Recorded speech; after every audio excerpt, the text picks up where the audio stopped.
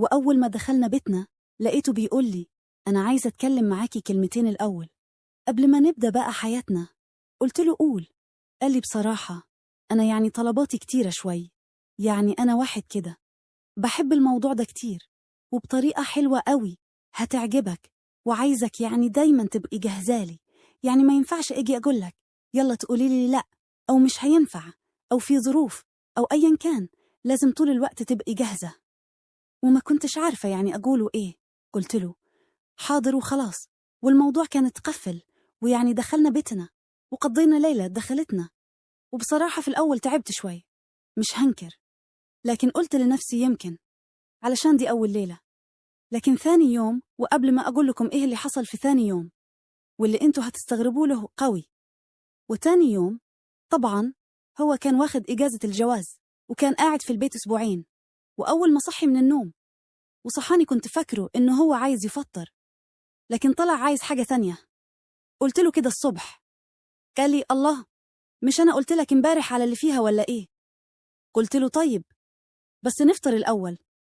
قال لي الفطار بعدين، وبعد الفطار نعمل تاني وثالث ورابع، وإحنا ورانا إيه؟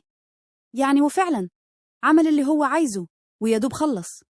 وقمت حضرت الفطار واخدت دش بسرعة ولقيته داخل لي الحمام وعمل الموضوع نفسه ثاني.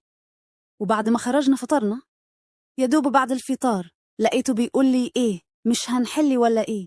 قلت له يا حبيبي أنت تؤمر، عايز فاكهة ولا عايز حلويات؟ قال لي أنا عايزك أنتي.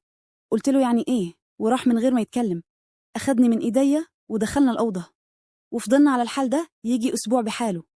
وبقى الموضوع ده بيحصل صبح وليل وظهر وعصر، وفي كل الأوقات أنا كنت زهقت وتعبت قوي وما كنتش عارفة أعمل إيه. رحت أتكلمت مع ماما، ما هي أقرب واحدة ليا. ماما ست جميلة قوي لكنها مطلقة من زمان، وحتى ما نعرفش حاجة عن بابا. قعدت معاها واتكلمت وحكيت لها على اللي بيحصل بيني وبينه. قالت لي انت يا بنته انت عبيطة ولا ايه؟ قلت لها ليه بس يا ماما؟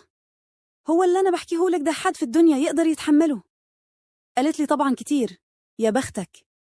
قلت لها يا بختي؟ قالت لي أيوة يا بنت ده انت كده يعني يبقى مش ناقصك حاجة، انت بس عبيطة ومش عارفة مصلحتك ولا مستقبلك فين. قلت لها بس أنا يا ماما تعبت، أنا مش بلحق حتى تنفس، وبعدين يعني هي أجازة الجواز دي هتخلص إمتى؟ قالت لي يا أختي ادعي أن هي ما تخلصش. قلت لها ما تخلصش؟ قالت لي أيوة. قلت لها طيب وبعدين بقى أنا يا ماما مش عارفة أتعامل كده. قالت لي طيب أقول لك إيه، سيبه لي أنا هتكلم معاه. قلت لها يا ريت يا ماما، أنا ما بقتش عايزها الموضوع ده كده، يعني يحصل مرة واحدة في اليوم كفاية قوي.